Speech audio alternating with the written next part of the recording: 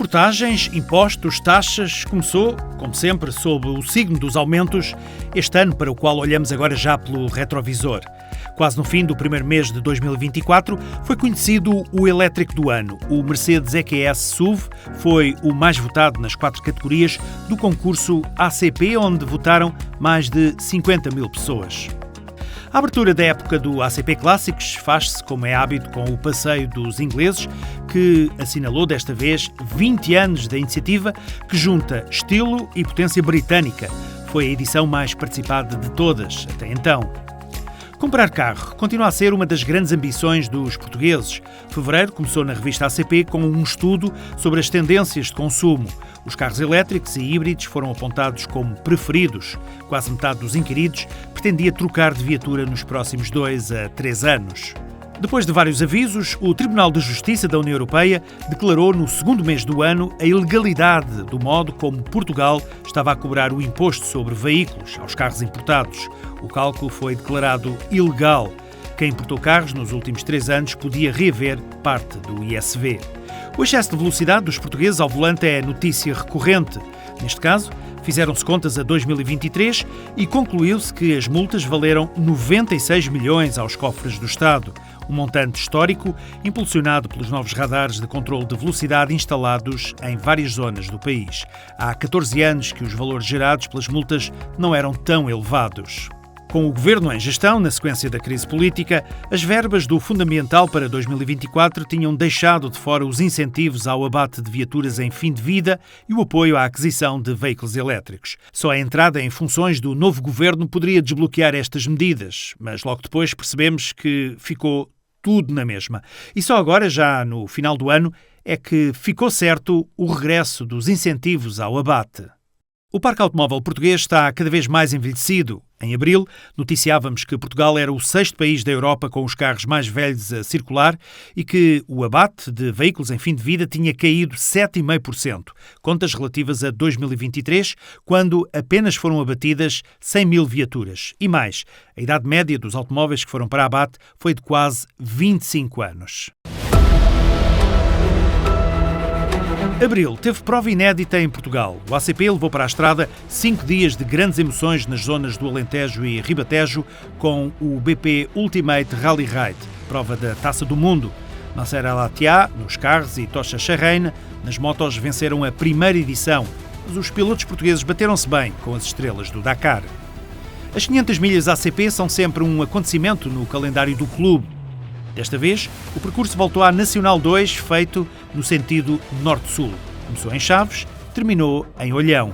O mau tempo marcou muitos quilómetros na edição deste ano. Ainda antes de terminar abril, o Tribunal de Contas Europeu fez soar as campainhas quando alertou para as consequências que o fim da produção de veículos a combustão e a transição energética podiam trazer para a União Europeia. A consequência, disse o organismo, pode ser a perda de liderança da indústria automóvel. Em causa, o fraco desenvolvimento da indústria de baterias elétricas na Europa comparado com outros produtores mundiais. Com maio, chegou às estradas do centro e norte do país o Vodafone Rally de Portugal. Sébastien Ogier fez história e tornou-se no único piloto a vencer 6 vezes a etapa portuguesa do WRC. Sabia que a Polícia de Segurança Pública tem uma Unidade Nacional de Investigação de Criminalidade Automóvel? Ficámos a conhecê-la nesta reportagem, onde soubemos que, cada vez mais, o roubo de carros termina no desmantelamento das viaturas. O Automóvel Clube de Portugal soma e segue em matéria de distinções. Em maio, recebeu o Prémio Inovação da Federação Internacional do Automóvel pelo serviço inovador que representou o aparecimento da app ACP Electric.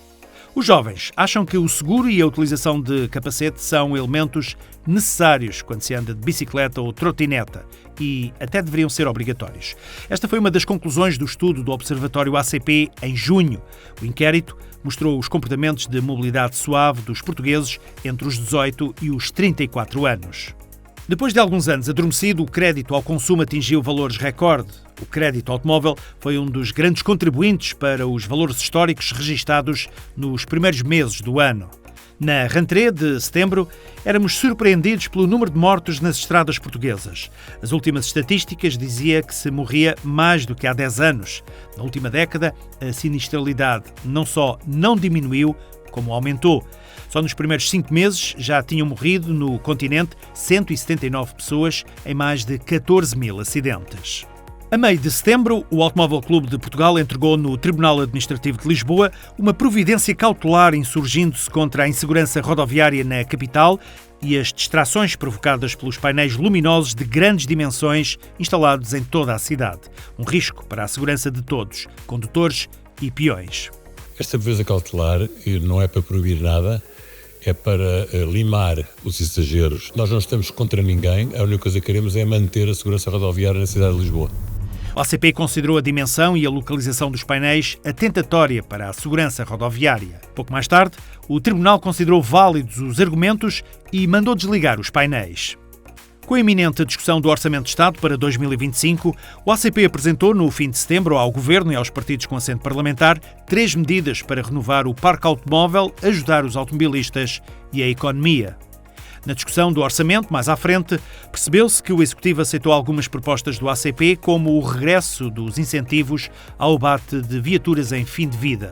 Ficou de fora do Orçamento de Estado o alargamento desse apoio à compra de veículos híbridos.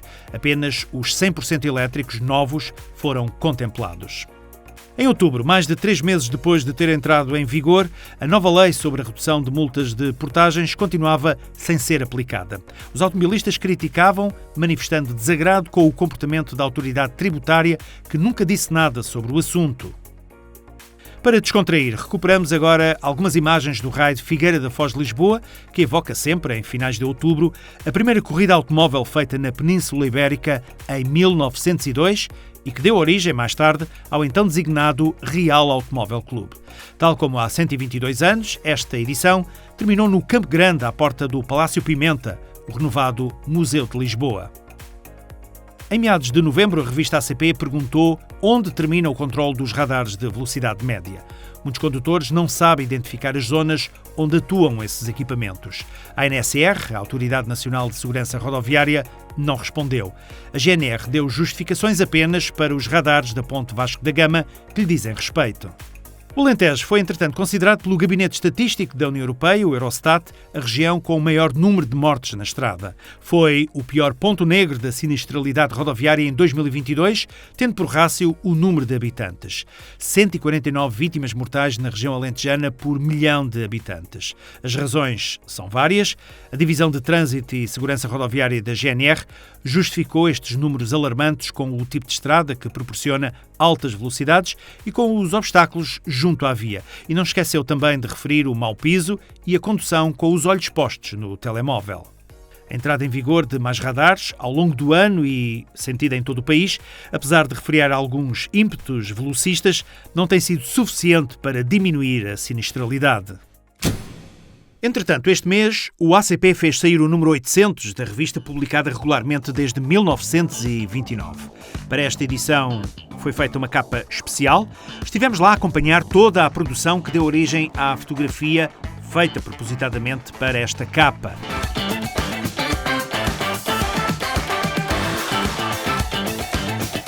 O número 800 da revista em papel fecha assim esta revista em vídeo, a número 52, a última deste ano de 2024. Feliz Ano Novo!